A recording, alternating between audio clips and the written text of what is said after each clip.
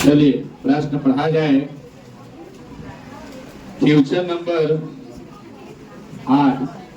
Question number exercise है आपका 10.2 10.2 10.2 यही है ना। 10.2 यहाँ पे प्रश्न में बोला गया आपका एक वृत्त के परिगत एक चतुर्भुज एबीसीडी खींचा गया है। आकृति आपको बगल में दिया गया है। आकृति आपको कुछ इस हिसाब से दिया गया है।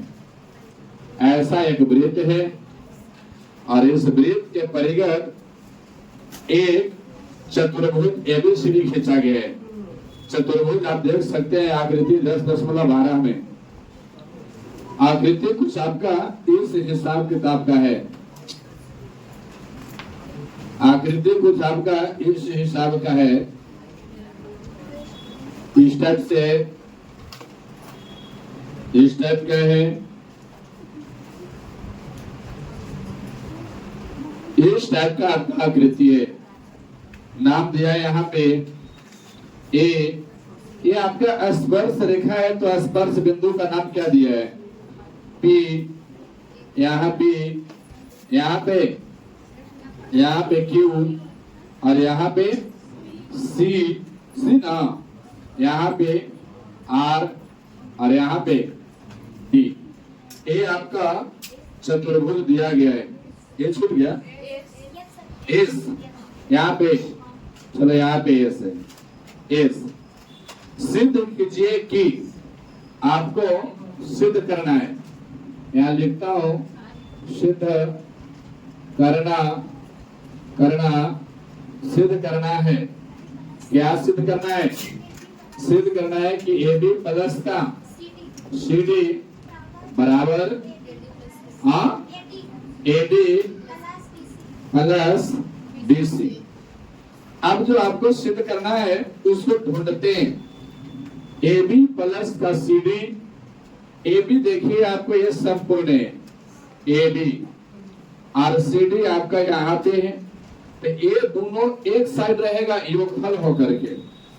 और फिर करा कि ए डी मतलब आपका ये वाला भुजा और बी सी आपका ये वाला भुजा। ये दोनों जुड़ करके अलग रहना चाहिए और दोनों जुड़ करके अलग अलग और दोनों क्या हो जाएगा? बराबर। जैसे कहने का मतलब कि अगर ये 5 है और ये 10 है तो दोनों जुड़ करके कितना होगा? A B plus C D और बराबर में कहा है ए डी प्लस बी सी।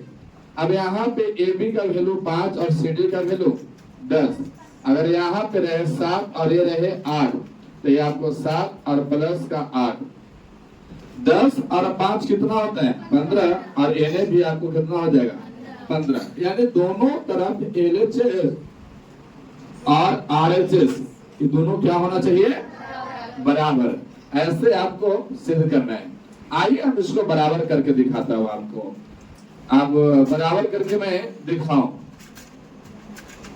चलिए यहाँ पे हम जानते हैं, यहाँ पे सबसे पहले नोट पॉइंट लिखूंगा। हम जानते हैं कि किसी वृत्त पर बाह्य बिंदु से सीधा बैठो। किसी वृत्त पर बाह्य बिंदु से कोई बैठेगा ना तो पीछे अड़ के मत बैठिए, एकदम कांस्टेंट बैठो जिससे आपका स्पाइनल कोड काम कर सके, माने रीढ़ की हड्डी। बाह्य बिंदु से किसी वृत्त पर खींचा गया स्पर्श रेखा हमेशा क्या होता है? बराबर होता है। जैसे मैं कहूं कि ये एक वृत्त है और कोई इस वृत्त के बाह्य बिंदु लीजिए, मैंने बाहर कोई एक बिंदु लीजिए जिसका नाम मैं तो लेता हूं ए। क्या है? ए है। अब इस बिंदु से इस वृत्त पर अगर स्पर्श रेखा खींचते हैं तो ये दोनों स्पर्श रेखा क्या होगा? बराबर। जैसे मैं यहाँ से ऐसे स्पर्श रेखा खींच दिया और यहाँ से स्पर्श रेखा खींच दिया। ये जो स्पर्श बिंदु है मान लिया जाए कि बी है और इसका नाम क्या है? सी है। तो हम कहेंगे कि कोई भी वृत्त पर उस वृत्त के बाह्य बिंदु से यदि किसी वृत्त पर स्पर्श रेखा खींचते हैं तो जो स्पर्श रेखा है ना वो आपको दोनों क्या होगा? बराबर। कंप्लीट है। इस बात को मैं यहाँ पे निर्धारित कर रहा हूं। लिखेंगे किसी वृत्त पर वाह्य बिंदु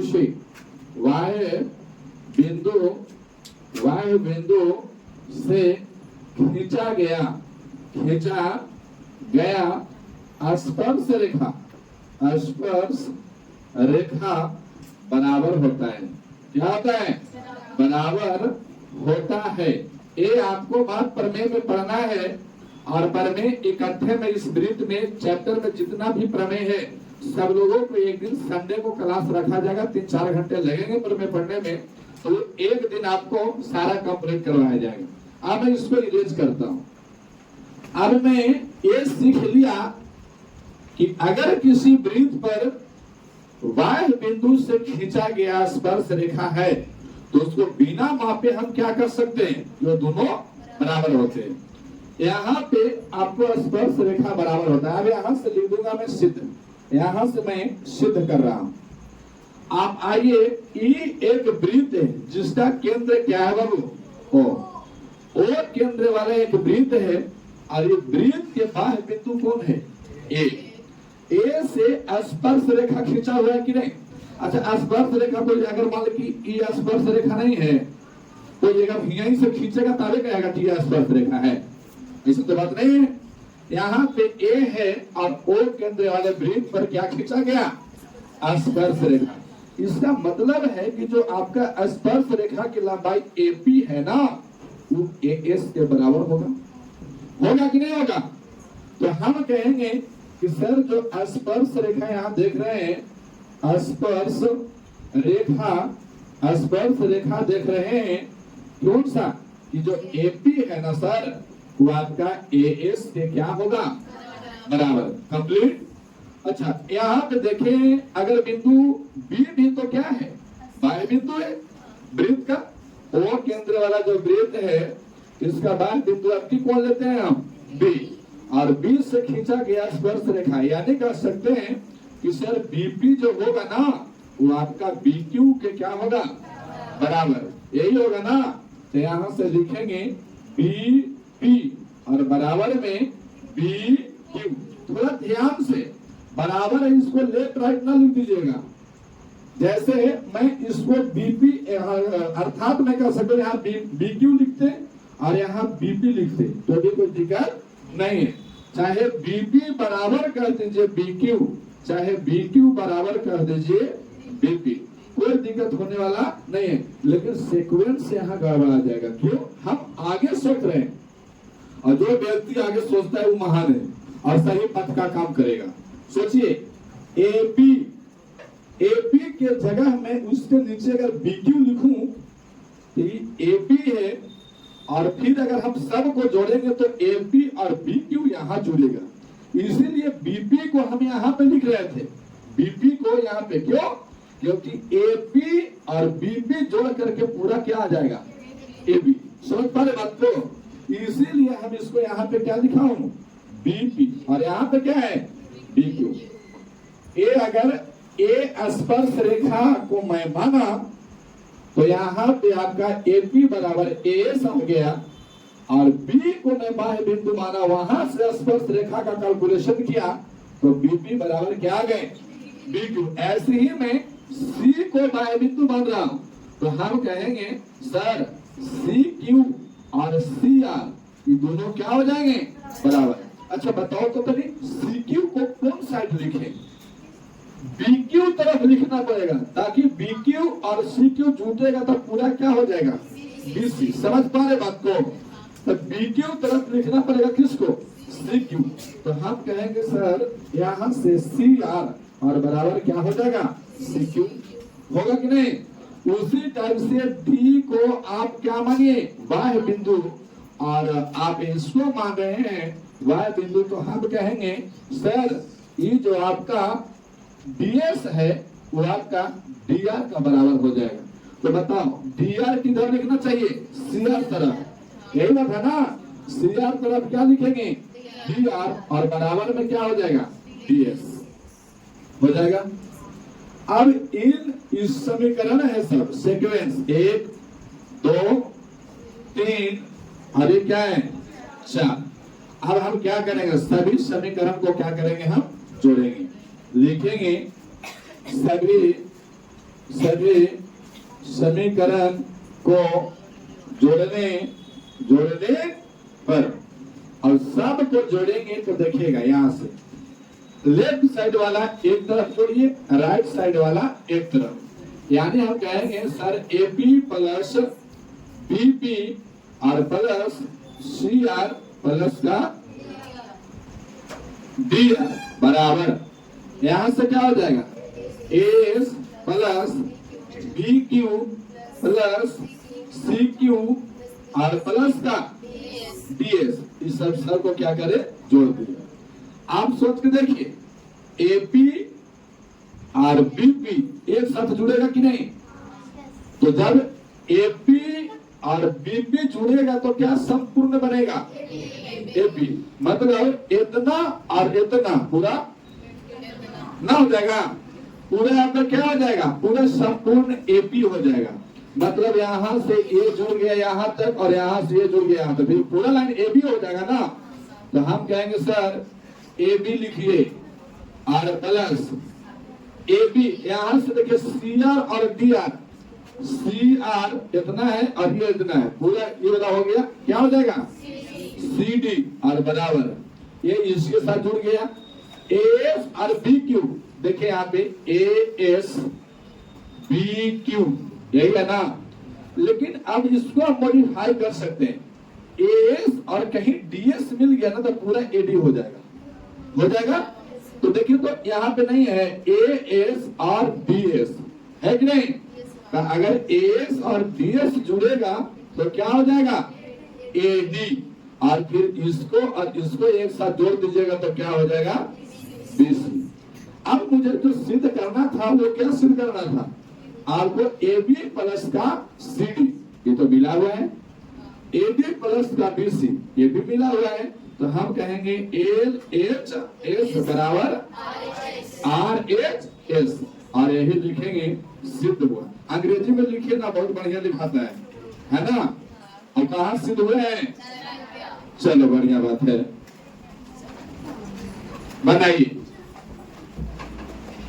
न सुनते हैं, बनाओ।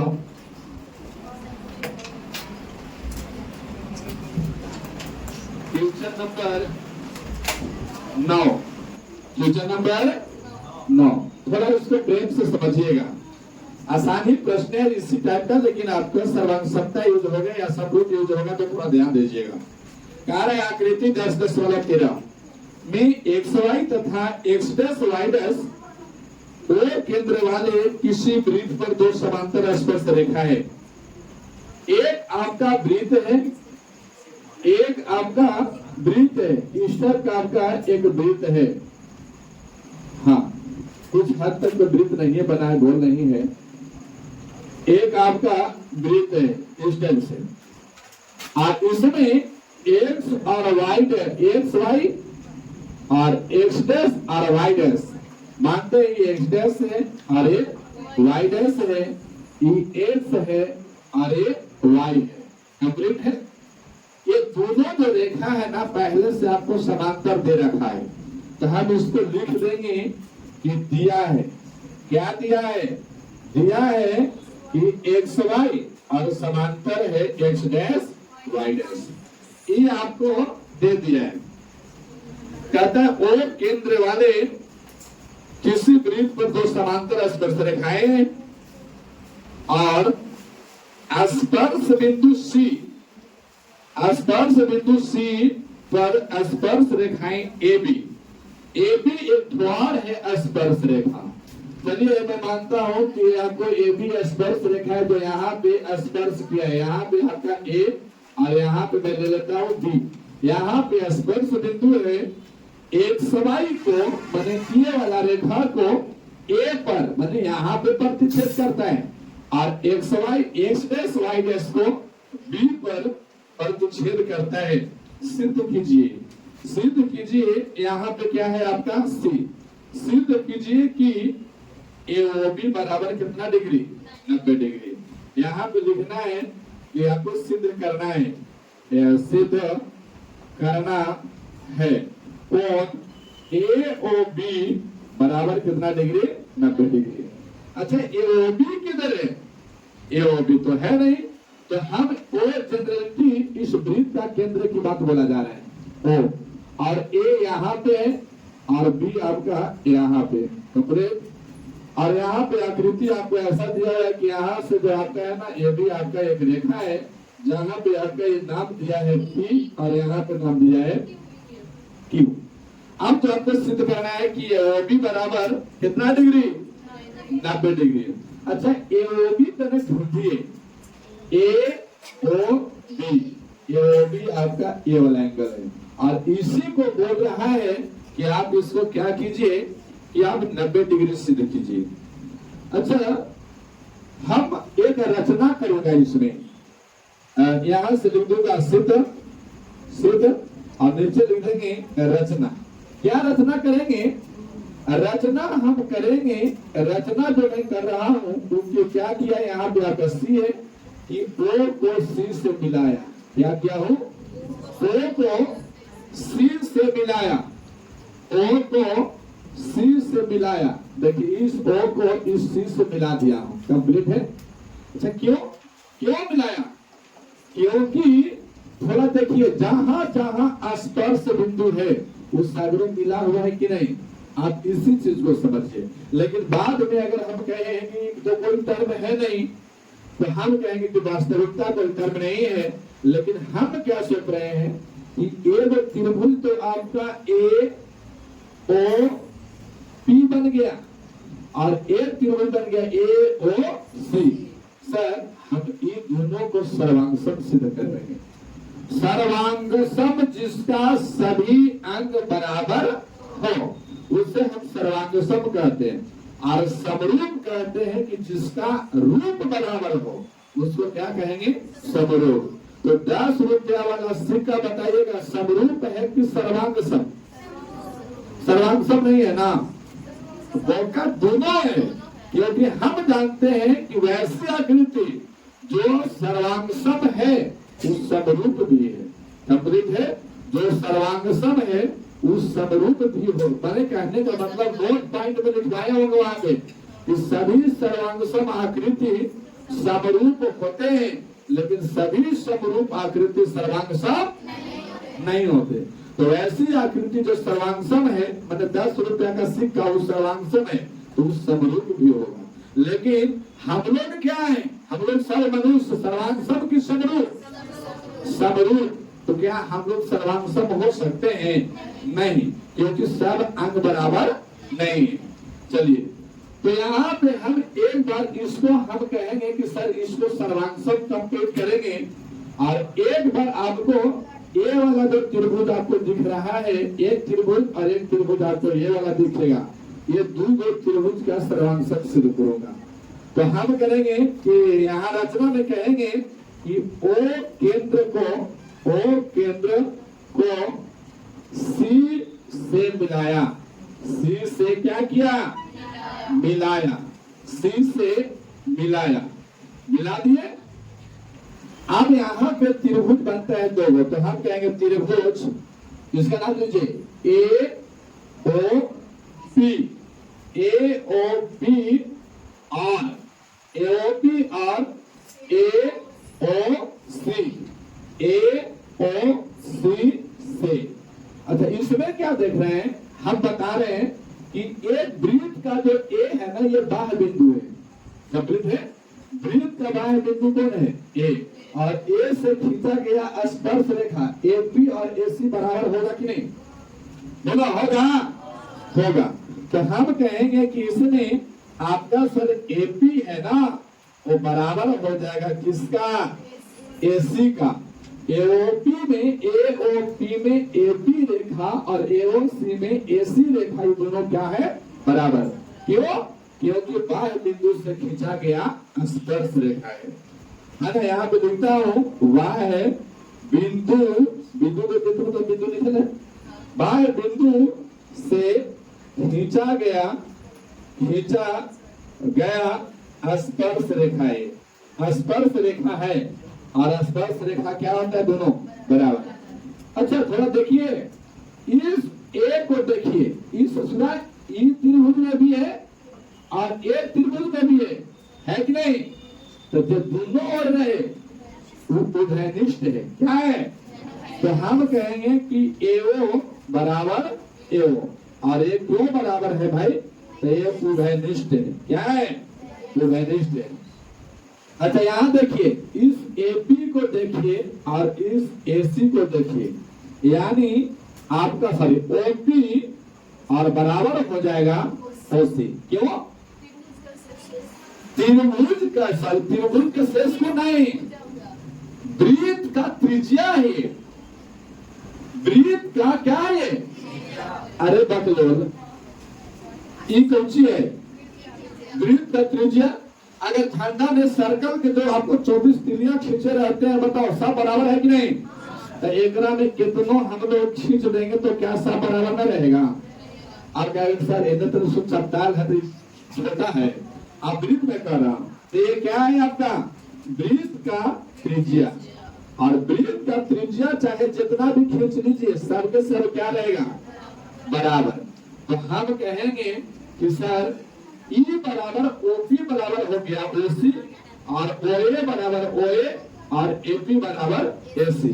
तो हम कहेंगे सब साइड बराबर है, मतलब हम कहेंगे S S S, side side side, सर्वांग समता, सर्वांग समता नियम से, नियम से।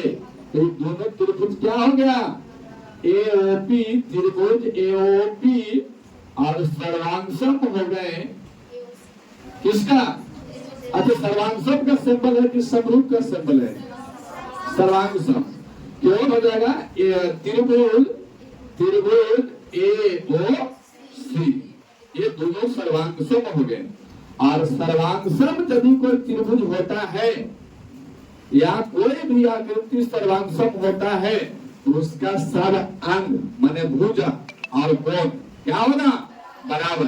तो हम कहेंगे कि सर ई वाला एंगल और ई वाला एंगल ये दोनों क्या हो गया? तो हम कहेंगे कि इसको भी एक्स ले लीजिए और इसको भी एक्स ले लीजिए, यही अपना रहेगा। कहेंगे दोनों बराबर है तो ये अरे एक ही डाटा ना रहेगा, यहाँ वाई ले लीजिएगा, वाई लीजिएगा तो अलग अलग हो जाएगा। तो हम कहेंगे सर कि दोनों एंगल क्या हो गए? यानी एओपी एओपी यानी एंगल एंगल एओपी और बराबर हो जाएगा एंगल एओसी। अच्छा कोई ये ना कह रहा कि त्रिभुज वाला लिख दिए, ऐसा नहीं ना है। हम उसको ऐसे भी तो लिख सकते थे, POA ऐसे भी लिख सकते थे, कोई दिक्कत नहीं है। अब ये सीक्वेंस हो गया एक, कौन सा हो गया? Sequence number. अब हम कहेंगे इसी प्रकार, इसी प्रकार से, इसी प्रकार से अगर हम ये वाला को ना लेकर के दोनों त्रिभुज को मैं का और घा वाला त्रिभुज लेता तो क्या सिचुएशन सेम लागू होगा कि नहीं? तो इसको दोनों त्रिभुज को समरूप करने के लिए फिर से इतना लिखेंगे नहीं, हम कह देंगे इसी प्रकार, समझने वाला समझ गया। हम कहेंगे इसी प्रकार त्रिभुज, उसको लिख रहे हैं COB, COB और ये सर्वांगसम हो जाएगा किसका? COB, QOB, त्रिभुज QOB हो गया। ये दोनों समरूप हो गए, और समरूप हो गया तो हम कहेंगे कि इसका भी एंगल क्या होगा? बराबर।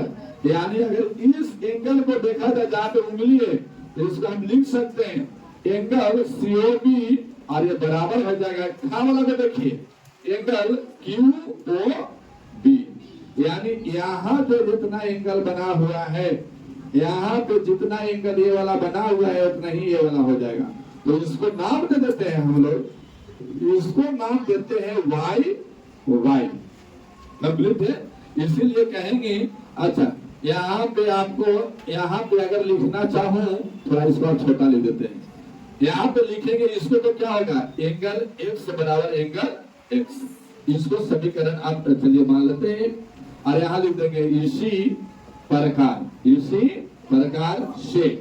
यहाँ पे क्या हो जाएगा, एंगल वाई बराबर एंगल वाई। कंप्लीट। अब देखिए आपको पता होगा कि रैखिक रेखा पर माने सीधी रेखा पर कितना डिग्री का एंगल बनता है, 180 डिग्री। आपको इस रेखा पर यहाँ पे कितना डिग्री का एंगल बनेगा, 180 डिग्री का। कितना डिग्री का, अच्छा 180 डिग्री को हम पूरक कोण कहेंगे कि समपूरक कोण कहेंगे, बताओ। पूरक कि समपूरक, कितना लोग चाहता है कि समपूरक कोण बनेगा? नहीं, हाथ खड़ा करो, देखें कितना पढ़ने वाले हो आप लोग। गौतम खाली कर रहा है और आपको तो सुस्मिता कहाँ पर है आप लोग समपूरक कहना आएगा? हाँ? और ना कहने वाला हाथ उठाओ, ना कहने वाला उठाओ हाथ। मतलब किसी को न तो संपूरक न तो पूरक है, बकलोल है। गौतम और सुस्मिता क्लास का हीरो है, उनको पता है कि संपूरक माने 180 और पूरक मतलब 90, और बाकी लोग उलचट आदमी है, उसको कंफ्यूजन में जिंदगी चलता है कि सर क्या कह रहे हैं। समझे बात को? पूरक का मतलब कितना डिग्री, 90, और संपूरक का मतलब कितना डिग्री। तो हम 180 डिग्री का कोण बनने वाला को कौन सा कोण कहेंगे, संपूरक कोण। अब यहाँ पे देखिए ओपी क्या है, ओपी सॉरी ओक्यू क्या है, एक सीधी रेखा है, स्ट्रेट लाइन है। यहाँ पे अगर इस सब को मिला दें तो कितना डिग्री के एंगल बनेगा? तो हम लिखेंगे कि ओपी एक रेखा है, सॉरी ओपी नहीं पीक्यू।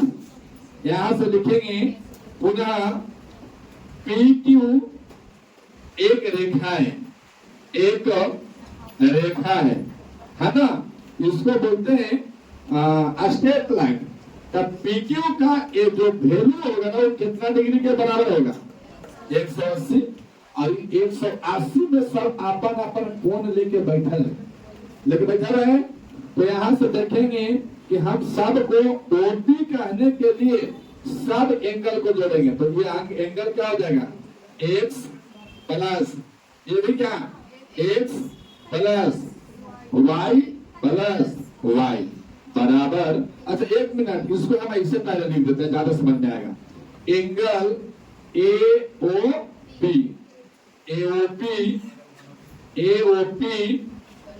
और प्लस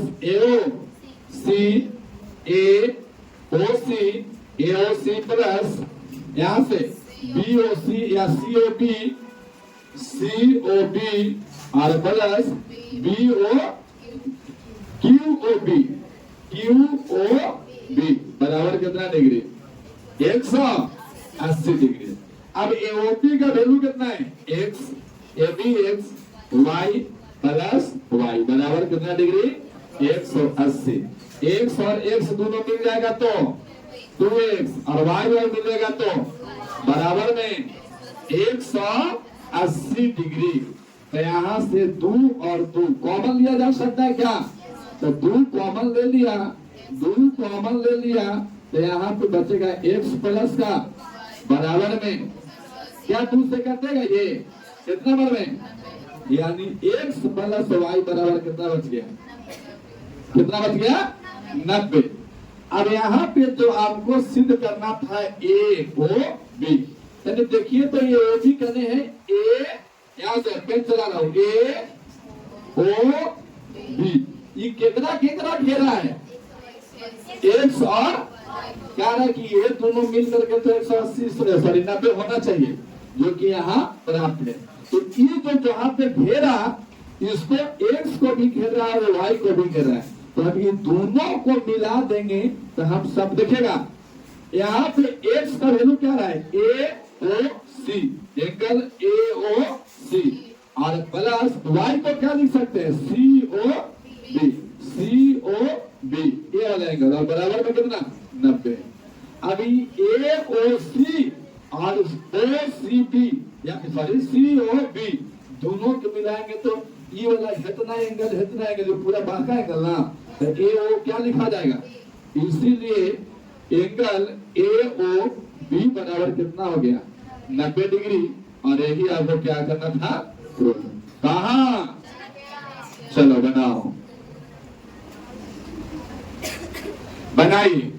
क्या आप लोगों को समझ में आया? आया समझ में? पूरा पूरा तो नहीं कि तो सब पूरा पूरा कई भी नहीं करता तो कौन सी समझ में आया? प्रश्न नंबर कितना 10 नंबर प्रश्न है, सिद्ध कीजिए कि किसी वाह्य बिंदु से किसी वृत्त पर खींची गई है स्पर्श रेखा। कोई एक वृत्त है, कोई एक वृत्त है इस टाइप का, और इस पर बाह्य बिंदु से क्या खींचा गया स्पर्श रेखा खींचा गया, स्पर्श रेखा खींचा गया। मैं मानता हूं बाह्य बिंदु क्या है नाम ए। यहाँ पे आपका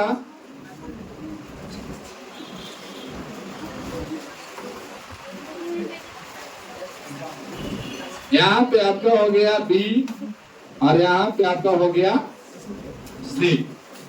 सिद्ध कीजिए कि किसी बाह्य बिंदु से किसी वृत्त पर खींची गई है स्पर्श रेखाओं के बीच का कोण, स्पर्श रेखा के बीच का कोण कौन वाला होगा?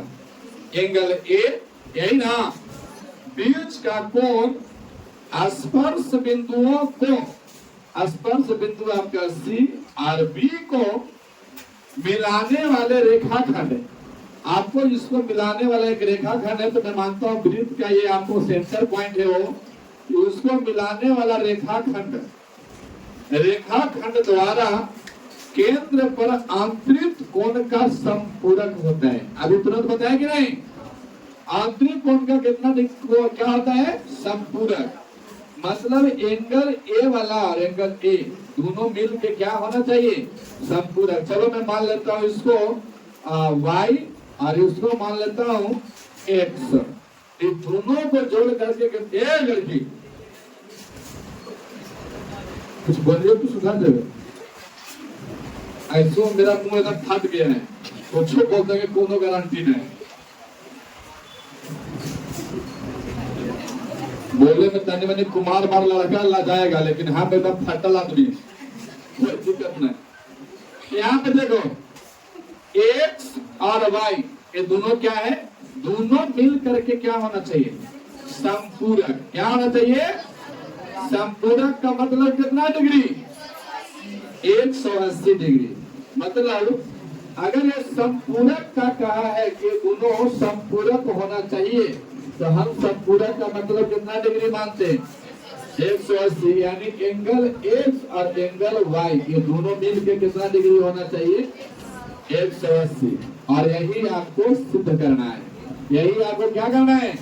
सिद्ध करना है। या लिख रहा हूं सिद्ध करना है, सिद्ध करना है। अब यहाँ नीचे से आइए, मैं सिद्ध कर रहा हूं। सिद्ध यहाँ पे हम जानते हैं, लिखेंगे हम जानते हैं कि y बिंदु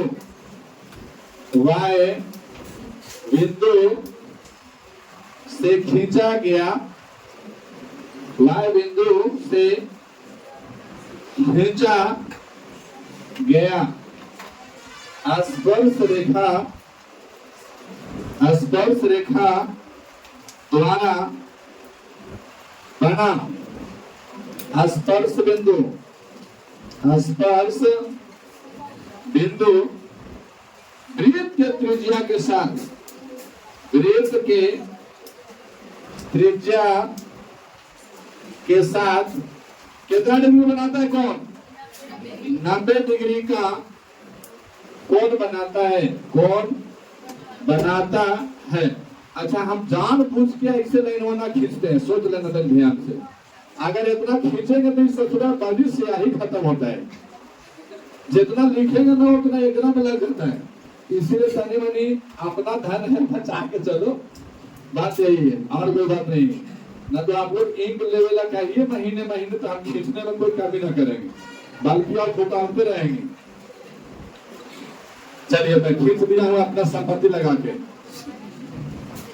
किसी बाह्य बिंदु से खींचा गया वृत्त परस्पर्श रेखा उसके द्वारा बनाया गया स्पर्श बिंदु वृत्त के त्रिज्या के साथ हमेशा कितना डिग्री का एंगल 90 डिग्री का एंगल बनाता है। तो आप बताओ यहाँ पे कितना डिग्री का एंगल बनेगा 90, यहाँ पे कितना डिग्री का एंगल 90। और ये दोनों को हमको क्या करना है x प्लस वाई का वैल्यू मुझे क्या लाना है 180। तो थोड़ा सोच के देखिएगा हम ऐसा आकृति बनाए ए बुरा हो गया, दूसरा तीसरा चौथा, ये क्या है चतुर्भुज। हम कहेंगे कि ए सी बी ए या ए पुनः ए बी ओ सी एक क्या है चतुर्भुज है, जिसमें angle A plus angle B plus angle O plus angle C बराबर कितना डिग्री का एंगल बनेगा कितना 180, कितना 360। चतुर्भुज में कितना एंगल बनता है 360। अब यहाँ पे देखिएगा ए का मान कितना है, ए का मान है वाई, तो हम कहेंगे एंगल वाई प्लस बी का मान कितना 90 प्लस ओ का मान कितना एक्स प्लस एंगल सी का मान कितना 90 बराबर में 360। अब यहाँ y का y और यहाँ x का x प्लस 90 और 90 जोड़ दीजिएगा तो 100 बराबर में 300।